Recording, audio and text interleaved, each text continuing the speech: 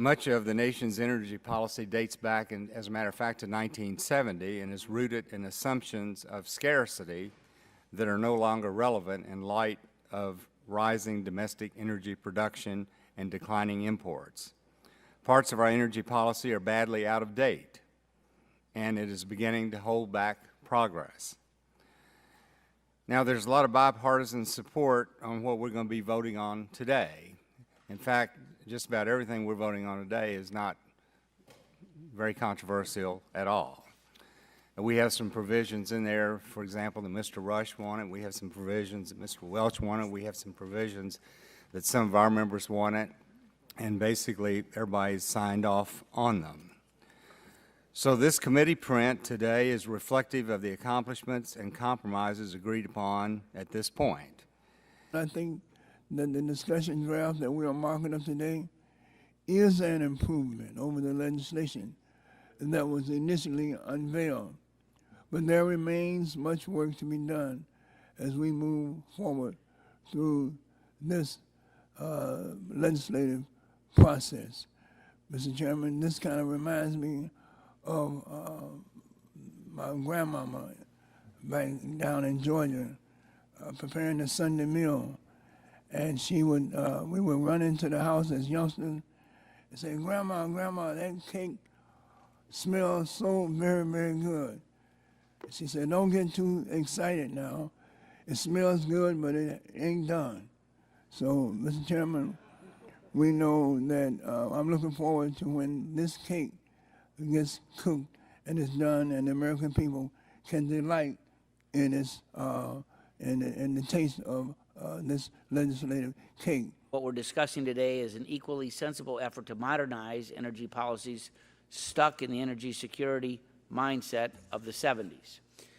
While a lot of work remains, I am pleased that today's draft starts on the right foot with broad bipartisan support.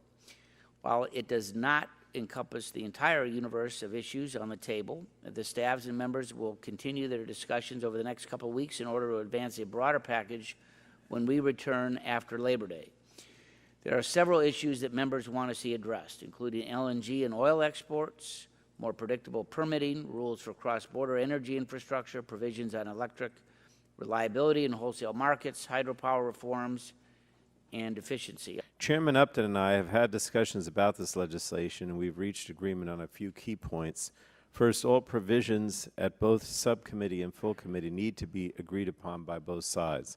That's the only way for us to move forward both at subcommittee and full committee. That means that during August and into September, members will have the ability to participate in the process and offer their ideas and suggestions for consideration. Second, we agreed that we would need to find funding for infrastructure programs.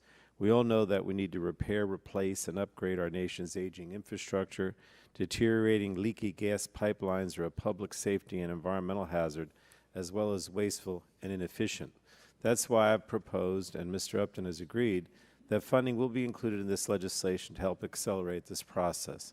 I'm happy to see that we're moving the ball forward on things like international energy cooperation and protecting our energy infrastructure. Also, like Mr. Rush, I believe that funding the next generations of jobs in the STEM field is crucial. But I hope that our work continues. We keep working to reach consensus to go further. For example, I think it makes sense to tackle LNG exports and infrastructure permitting. This current draft is not very forward-looking, and although the draft's stated intention is to modernize energy infrastructure, it does little to achieve that goal. The bill virtually ignores the relationship between energy and climate, and it appears to define energy security primarily in terms of benefits of expanding markets for oil and gas. That sounds more like income security for the oil and gas industry than energy security for our United States energy consumers. I think we can and we should do much better. I participated last night in a reception, 10-year anniversary of the 2005 Energy Policy Act. John Dingell, Senator Jeff Bingaman on the Democratic side, and myself and Senator Domenici on the Republican side were the the four senior leaders in a bipartisan, bicameral basis of that piece of legislation. It was very similar in the beginning to this. Lots of folks were upset about what wasn't in the bill, and some people were upset about what was in the bill. It passed the House with 275 votes. It passed the Senate with 74 votes. It's still the basic energy law of the land.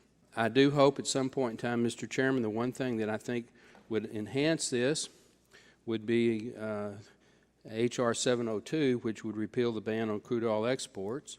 We have over 100 co-sponsors on that bill from 36 states, and it's bipartisan. It has the votes to pass the committee, the subcommittee, the House, and the Senate, and the President will sign it.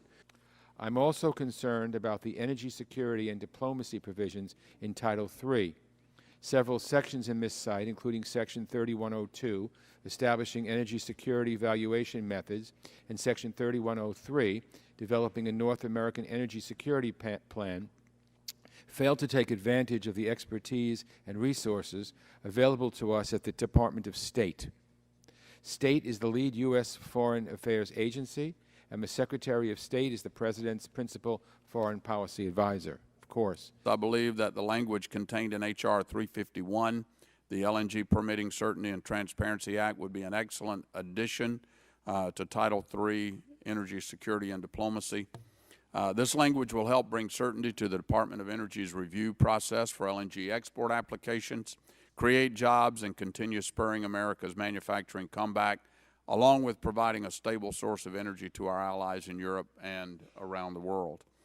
Additionally, H.R. 351 has already garnered significant bipartisan support from members on this committee, along with the entire House of Representatives. In fact, it passed the House with 41 Democrats voting in favor of it while receiving no veto threat from the President.